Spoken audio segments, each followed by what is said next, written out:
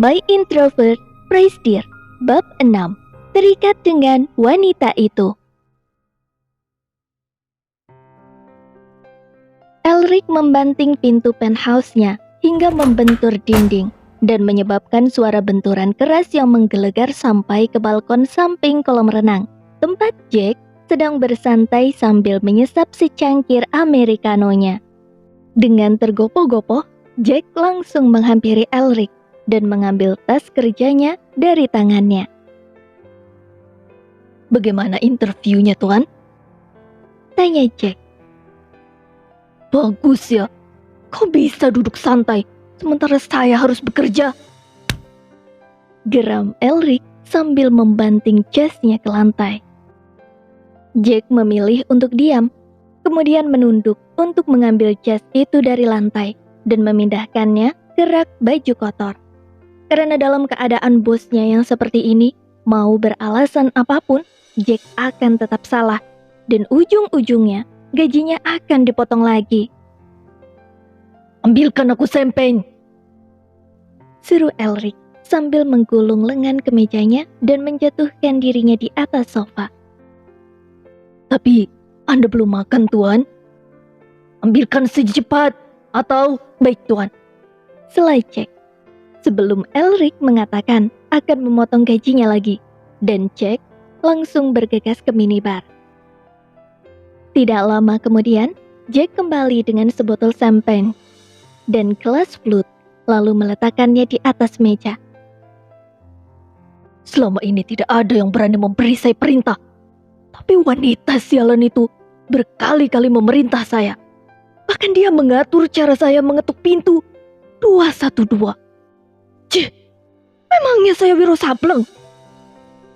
Gerutu Elric kesal. 212? Maksudnya? Tanya Jack sambil mengerutkan keningnya dengan bingung. "Mulai besok, setiap kali saya mau masuk ke ruangan wanita itu, saya harus mengetuk pintu dulu dengan 2 kali ketukan. Lalu jeda sebentar sebelum mengetuk 1 kali. Dan jeda lagi, baru mengetuk 2 kali. Itu kode saya untuknya. Bisa kau bayangkan, Jack? Ini memalukan sekali." Jack berusaha sekuat tenaga untuk tidak menyemburkan tawanya. Bagaimana tidak? Elric adalah salah satu pria terkuat di benua Eropa yang pandangannya banyak didengar oleh media, politikus, dan selebriti, serta tidak ada satupun stasiun televisi yang tidak pernah mengundangnya. Dan semua media massa, baik cetak maupun elektronik, pernah memuat profilnya, serta semua pintu terbuka untuknya. Tapi kali ini, ia harus mengetuk pintu dulu sebelum masuk, dengan kode pula. Ya, Jack paham betul kenapa bosnya bisa seemosi ini sekarang. Harga dirinya benar-benar sudah terinjak-injak.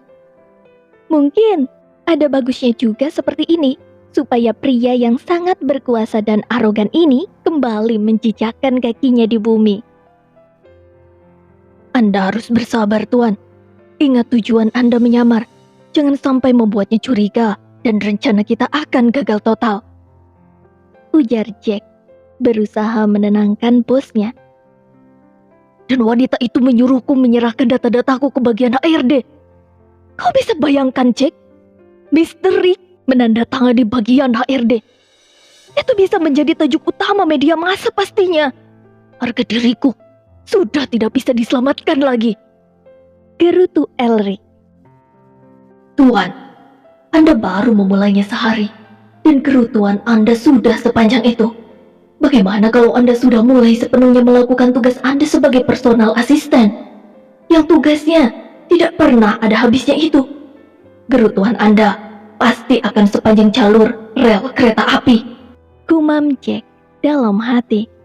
Elric menuang champagne ke gelas flute-nya dengan hati-hati, supaya tidak menghilangkan rasa bergelembung yang menjadi ciri khas minuman ini. Lalu memegang gagang gelas flute itu sebelum meminumnya dengan sama pelannya, seperti saat menuangnya tadi. "Apa kita bayar orang saja untuk menculik anak itu dan langsung melakukan tes DNA?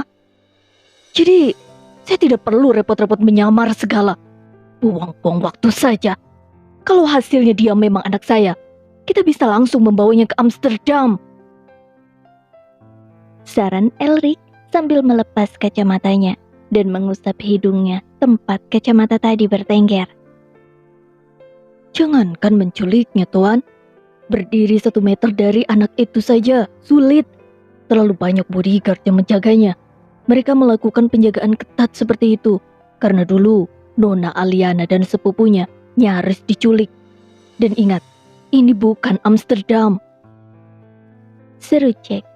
Nada skeptis dalam suaranya membuat Elric bertambah kesal. Wanita itu pernah diculik? Kapan? Bukan pernah diculik, Tuan, tapi nyaris diculik. Ralat Jack. Saat berusia 4 tahun. Tapi Nona Aliana dan sepupunya itu berhasil melumpuhkan penculik itu. Lanjutnya. Gadis sekecil itu bisa melumpuhkan penculiknya? Bagaimana bisa?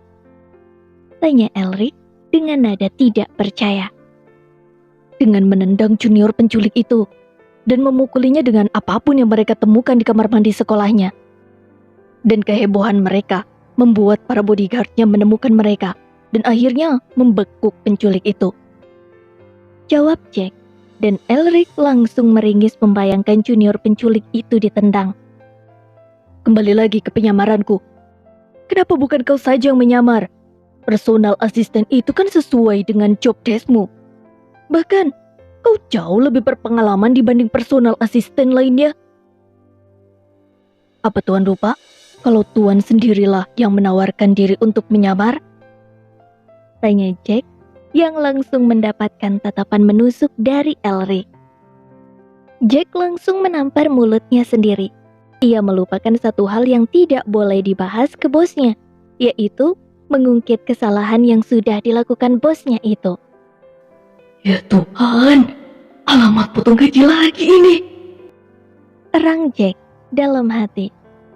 Seperti mendengar erangan Jack, Elric berkata dengan tegas.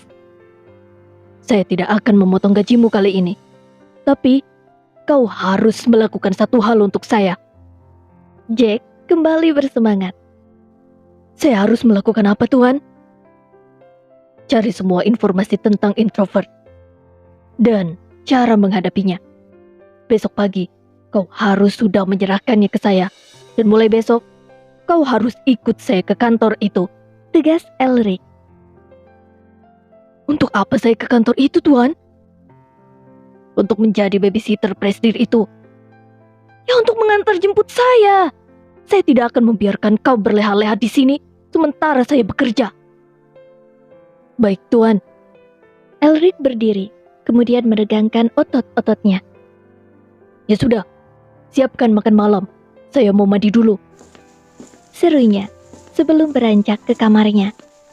Di kamar inilah, wanita itu kehilangan mahkotanya, yang ditembus Elric dengan cepat hingga membuat wanita itu menjerit kesakitan, dan menancapkan kuku-kuku tangannya di lengan Elric. Siapa yang akan menyangka kalau wanita itu masih suci? Karena wanita itu berada di klub yang tidak akan dimasuki oleh wanita baik-baik, kecuali bersama pasangannya. Kalau Elric tahu wanita itu masih suci, ia mungkin akan melakukannya dengan perlahan-lahan, atau mungkin juga ia akan membantu wanita itu dengan cara lain, dan mahkotanya akan tetap terjaga. Tapi malam itu adalah malam yang luar biasa untuknya.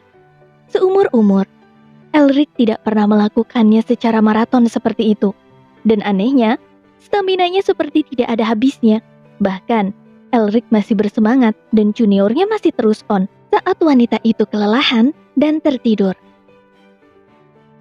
Pagi harinya, wanita itu meninggalkan penthouse-nya saat Elric sedang mandi, tanpa ada satu pesan pun yang wanita itu tinggalkan untuknya, selain bercak darah di atas spray yang membuktikan bahwa wanita itu benar-benar masih suci.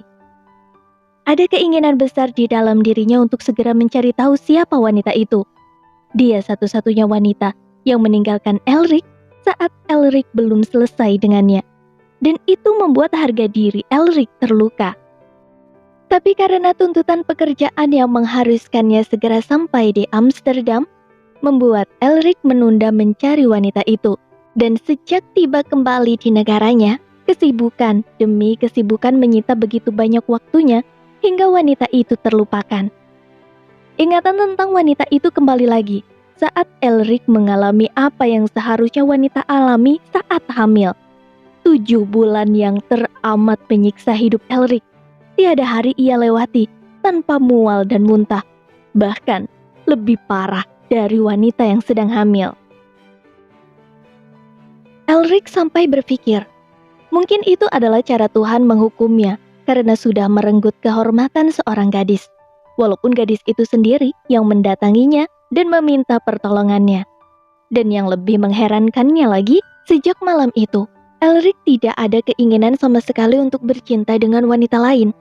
Sudah 3 tahun ini, Elric hidup sehat. Semua karena wanita itu. Sejak malam itu, hidup Elric seperti sudah terikat dengan wanita itu, yang sekarang menjadi ibu dari anaknya. Kalau ternyata anak itu benar anak mereka, Elric tidak akan pernah melepas wanita itu dan juga anaknya. Dan Elric sudah bertekad akan menyulik mereka kalau sampai wanita itu menolak untuk bekerja sama.